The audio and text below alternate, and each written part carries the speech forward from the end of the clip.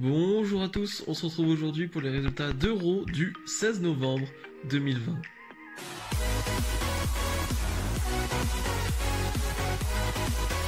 Et on débute avec une promo de Drew McIntyre. Drew McIntyre qui a un match ce soir pour le titre de la WWE face à Randy Orton. Forcément, il va en parler mais pas vraiment. Il va plus parler du fait qu'il est un peu affronté Roman Reigns ce vendredi à SmackDown, il est allé le voir, il est allé le chercher, il y a eu un face-à-face avec lui, il va plus parler de lui parce que ce dimanche c'est Survivor Series et c'est soit Randy Orton, soit Drew McIntyre qui va aller affronter le Big Dog et ouais, il va un peu oublier Randy Orton dans sa promo, mais Randy Orton va forcément arriver, il va lui dire je suis là mec, Drew, et Randy Orton qui va dire que voilà, il a payé une amende parce que la semaine dernière il a un peu attaqué Adam Pearce, l'un des dirigeants de la WWE, et donc voilà, il a payé une amende, il est tout le temps suspendu. Randy Orton qui va nous dire il a été plus suspendu en termes de temps que certains membres ont passé de temps sur le ring de la WWE, ce qui est plutôt vrai en soi. Randy Orton a été beaucoup de fois suspendu, mais il dit ça le dérange pas, c'est pas grave, de toute façon ça reste le meilleur catcheur de tous les temps. Drew McIntyre qui va lui dire ok, si tu veux, je m'en fiche un peu de ce que tu racontes. Ce soir, je vais mettre un gros Claymore dans ta tête. Et je me dis c'est cool ce soir d'être là, voilà, c'est sympa. Mais il y a Miz et Morrison qui vont arriver. Et là pour le coup la promo est trop longue. C'est un peu trop lent. C'est du vu et revu. Miz et Morrison, enfin Miz en tout cas, Mr. Money in the Bank qui va revenir sur le coup que ce soir il peut devenir champion de la WWE, qui va peut-être intervenir. Enfin bref.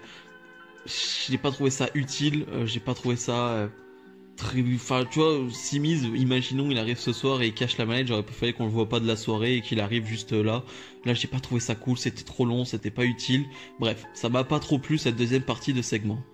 Match 3 contre 3 avec tous les membres de la Team Raw pour les Survivor Series. On va avoir Mandy Rose et Dana Brooke et Asuka, la championne de Raw, qui elle n'est pas dans la Team Raw de Survivor Series, elle qui va affronter Sasha Banks face à Shayna Baszler et Nia Jax.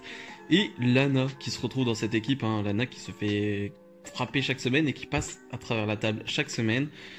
Et il se passe rien dans ce match, il se passe vraiment rien. Il y a juste un truc qui m'a plutôt choqué, c'est que Shayna Baszler va porter sa coquina clutch sur Asuka. Lana avait fait le tag, du coup sa coquina clutch ne passe pas, ne compte pas. Mais en gros, elle allait faire abandonner Asuka. Ok, dans un match de 5 minutes où Asuka est quand même la championne d'Euro, elle allait abandonner face à Shayna Baszler, en tout cas elle allait être évanouie entre guillemets. Ok, en fait c'est juste Lana entre guillemets qui la sauve dans le tag. J'ai pas du tout aimé ça. Asuka vraiment passe pour quelqu'un de trop faible là-dedans, j'ai pas du tout aimé. Bref, Lana rentre sur le ring et Asuka en profite et elle va gagner ce match. Comme d'habitude, Lana va passer à travers la table, Nia Jax va la faire passer à travers la table. On n'avance toujours pas dans cette histoire, je sais toujours pas où ça va aller. Et là ça me lasse, ça commence vraiment à me lasser que Lana passe à travers la table. Firefly Funhouse avec Bray Wyatt et Alexa Bliss. Bray Wyatt qui n'est pas très content de ce qu'a dit The Miz. The Miz a dit dans sa promo tout à l'heure que Bray Wyatt avait peur du Miz, c'est pour ça qu'il ne s'est pas montré la semaine dernière. Du coup Bray Wyatt qui challenge The Miz pour un match ce soir tout simplement. Et Bray Wyatt qui va passer quelques épreuves, quelques tests pour voir s'il est prêt pour son match ce soir. C'est du Bray Wyatt, il va mettre un bandeau sur sa tête et il va frapper tous les membres de la Firefly Funhouse, il va épeler un mot, ok, on sait pas pourquoi, mais juste épeler un mot pour être prêt pour ce soir, en fait il doit épeler le mot jackass, un peu idiot entre guillemets, la traduction, et il va dire The Miz, tout simplement, et il va avoir une fléchette et il va tirer sur une cible, mais il y a Rambi Rabbit, toujours Rambi Rabbit qui va se prendre la flèche, comme d'habitude, la petite fléchette sur Ramblin' Rabbit. Donc voilà, Bray Wyatt qui nous dit qu'il est prêt pour son match ce soir. Match de championnat, les New Day défendent leur titre par équipe face au Hurt Business, composé de Shelton Benjamin et de Cedric Alexander. Avant ce match, on a une promo, encore une fois, des deux, les promos inutiles d'avant-match de championnat, je trouve ça bête, mais tellement bête, c'est une perte de temps. C'est pour ça aussi que des fois tu te retrouves avec des matchs qui durent pas longtemps, bah oui, parce que t'as ce genre de perte de temps, ce genre de promo qui ne sert vraiment à rien avant un match de championnat. Mais bref, ne parlons pas de ça parce que le match en lui-même était excellent, vraiment excellent. Presque 20 minutes en plus, vraiment, vraiment beaucoup de temps pour ce match. Mais c'était génial, vraiment génial. Ça match super bien entre ces deux équipes. Cedric Alexander, incroyable, vraiment incroyable Cedric Alexander dans ce match avec Kofi et Xavier Woods.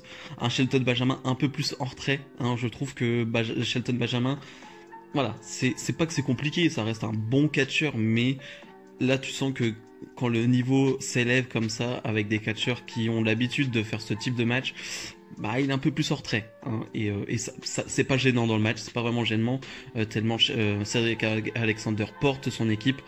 Vraiment rien d'autre à dire, vraiment. C'est un match que je vous conseille de cette semaine de Raw parce que vraiment, c'est un bon match par équipe. On n'en a pas souvent, dans le sens où c'est souvent bâclé, c'est souvent la même chose. Là, franchement, c'est du bon travail. Bravo aux deux équipes. Le New Day qui va conserver son titre et donc ils vont affronter les Street Profits au Survivor Series. Mais vraiment, c'était super. La team Survivor Series de Raw sans AJ Styles, le capitaine qui lui va commenter le match face à Retribution. Et là, en termes de booking, qu'est-ce que c'est débile. Mais c'est vraiment débile. On sort d'un match super, vraiment un super match tag, vraiment de 20 minutes. Qu'est-ce que fait la WWE? Ils nous remettent un match tag juste après. Non, ça ne va pas, ça ne va pas. Forcément, je vais pas être dedans à 100%. Je viens d'avoir un match tag de 20 minutes juste avant. C'est impossible d'être investi derrière sur un autre match tag. C'est complètement con, vraiment, c'est complètement con. Du coup, il y a ce match, vraiment, j'ai du mal à me mettre dedans, qui n'est pas forcément dingue, qui n'est pas forcément mauvais. On va encore miser sur les tensions entre Sheamus, Braun Strowman, Keith Lee, enfin bref, ça va vraiment se prendre la tête. C'est même ça qui va leur coûter le match parce que Sheamus et Braun Strowman vont se prendre la tête. Matt Riddle va vouloir rentrer sur le ring. Il va y avoir un coup de Trafalgar, j'ai envie de dire, de Ali qui va pousser Matt Riddle sur Strowman. Roll-up et 1, 2, 3, Ali qui remporte ce match pour Retribution. Est-ce que Retribution en sort grandi? Non. Est-ce que ça... Enfin, ils passent vraiment pour des cons encore une fois, la Team Raw, parce que bon, ils font que de se prendre la tête. Mais bref, j'ai eu du mal vraiment à me mettre dedans et c'était pas un match de qualité. Miz arrive sur le ring pour son match face à Bray Wyatt. Il dit que voilà, on n'est pas obligé de le faire, Bray Wyatt, voilà, on peut juste faire ça... on peut juste faire la paix en fait, tout simplement, on n'est pas obligé de faire un match. Et c'est Alexa Bliss qui va arriver, Alexa Bliss qui va juste dire, il a dit non, en mode non, il veut pas faire la paix, il a pas trop très envie de ça. Nikki Cross va arriver, elle qui depuis des semaines essaye de remettre Alexa Bliss du bon côté, mais ça ne fonctionne pas. Encore une fois, Alexa Bliss qui va lui mettre une claque et qui va l'attaquer. La sécurité va arriver et c'est Bray Wyatt qui va arriver pour son match. Ils vont arriver sur le ring bras dessous avec Alexa Bliss et on a un match un peu sympa avec The Miz, Bray Wyatt contre The Miz. Ça va, c'est pas mal. Avec les interactions qu'il y a autour du ring entre John Morrison et Alexa Bliss, dont un saut d'Alexa Bliss sur John Morrison en fin de match qui est très très cool, vraiment. C'était cool à voir. Une victoire de Bray Wyatt avec une Alexa Bliss qui va revenir après, qui va marcher sur la rampe. Enfin bref, on est vraiment chez les fous, mais c'est ça qu'on aime avec Bray Wyatt et Alexa Bliss. Vraiment, c'était amusant. Vraiment, le mot c'était amusant. Le main event, Randy Orton, le champion de la WWE, défend son titre face à Drew McIntyre. J'ai eu peur sur ce match, j'ai eu des craintes parce que c'est la deuxième fois qu'on a un match simple entre les deux, simple c'est-à-dire sans stipulation. Parce qu'on a eu un Hell in a Cell, on a eu un ambulance match et on a eu ce match simple qui était très cool à SummerSlam. Donc c'est vraiment que la deuxième fois qu'on a un match simple entre les deux. Et dès le début du match, on a Orton de 2008, c'est-à-dire un Orton qui veut partir, qui veut juste partir avec son titre et être disqualifié, être décompté à l'extérieur. Et forcément, Adam Pearce va arriver et va dire on change les règles du match, plus de disqualification, plus de décompte à l'extérieur. Et à ce moment-là, j'ai eu peur. J'avais pas envie de repartir sur les mêmes choses qu'on a déjà vues. Je voulais vraiment un match pur in-ring. Alors forcément, avec la stipulation, on n'a pas eu du pur in-ring. On a eu une table, on a eu des escaliers, des chaises. Mais dans l'ensemble, on est quand même resté assez souvent sur le ring, ce qui m'a plutôt plu. Vraiment, c'était frais comme match. Et c'était vraiment un excellent match. Ils leur ont laissé quoi ? plus de 20 minutes, quelque chose comme ça, donc ça c'est très important. Et ouais, c'était très cool, vraiment très cool ce match. Enfin, très cool ce match, je vais dire. Pas grand chose à dire de négatif. On a un Drew McIntyre qui est arrivé avec une nouvelle tenue, avec une nouvelle entrée, avec une épée. C'est Sheamus qui lui a donné ça. Alors, c'est pour la culture écossaise, à ce que j'ai compris. Hein. Très stylé, vraiment très stylé son entrée, l'épée, le petit kilt, vraiment très stylé Drew McIntyre. Et on a cette fin de match qui me faisait peur, entre guillemets, pas forcément le fan de Randy Orton, ça on s'en fiche, mais en termes de booking, comment ils allaient faire ça, The Miz allait intervenir, The Fiend peut-être. Eh bien non, rien de tout ça, Drew McIntyre va remporter le titre de la WWE clean sur un Claymore, 0 intervention, il n'y en aura pas, il n'y aura pas de Fiend, pas de The Miz, rien du tout. Drew McIntyre récupère son titre. Ok, pourquoi pas, mais dans ce cas, pourquoi avoir donné le titre à Randy Orton il y a quoi, il y a 3 semaines, un mois pour faire un titre, pour faire un reign à Orton de 1 mois. Ok, ça lui faisait le 14e, c'était peut-être juste pour ça, pour en faire un 14e. Est-ce que la WWE s'est dit, merde, c'est vrai, il y a Survivor Series qui suit, et on a Roman Reigns champion, on peut pas faire un match heel contre heel dans notre main event, bah on va mettre Drew McIntyre champion. Est-ce qu'ils ont été pris de panique ? C'est possible aussi, parce que la WWE est souvent pris de panique et ne s'y attend pas à ses propres pay-per-view. C'est eux qui bookent leur pay-per-view, mais ils s'y attendent même pas. Bref, donc voilà, je sais pas trop où ça veut aller.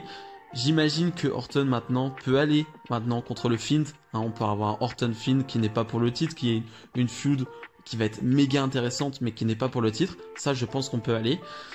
Et je sais pas où on va aller avec Drew McIntyre maintenant et qui va aller affronter Reigns, ça va être très cool, mais la suite je l'ai pas. Voilà, je suis un peu déboussolé, je sais pas trop quoi en penser, je suis un peu perdu. Bilan de ce Raw, c'était un bon show. On a eu des bons matchs et un super main event avec un gros enjeu. Je crois que ça fait depuis 2015 que le titre de la WWE, en tout cas le titre majeur de Raw, n'a pas changé à Raw. Hein. C'était lors d'un Roman Reigns Sheamus, il me semble, quelque chose comme ça. Donc vraiment c'est un vrai événement que le titre change du côté de Raw. Donc rien que pour ça c'est un show à regarder. J'en ai pas parlé, mais Dana Brooke et Mandy Rose sont écartées de la team Raw, blessées. Elles sont remplacées par Peyton Royce et Lacey Evans. Ok, pourquoi nous faire 3 semaines de booking avec Mandy Rose et Dana Brooke qui sont dans la team pour au final les enlever à 1 semaine du pay-per-view. Même si, bon, moi ça me va, hein, j'aime beaucoup Peyton Royce, donc l'avoir dans le match je suis très content, mais bref, en termes de booking, c'est un peu n'importe quoi. Mais bref, c'est un show quand même qui va marquer, parce qu'il y a un changement de titre, il y a quelque chose d'important qui s'est passé, donc voilà, c'est un show à regarder. Si vous avez aimé cette vidéo, comme d'habitude, n'hésitez pas à mettre le petit pouce bleu et à vous abonner. Nous, on se retrouve dès jeudi pour la review de NXT. Salut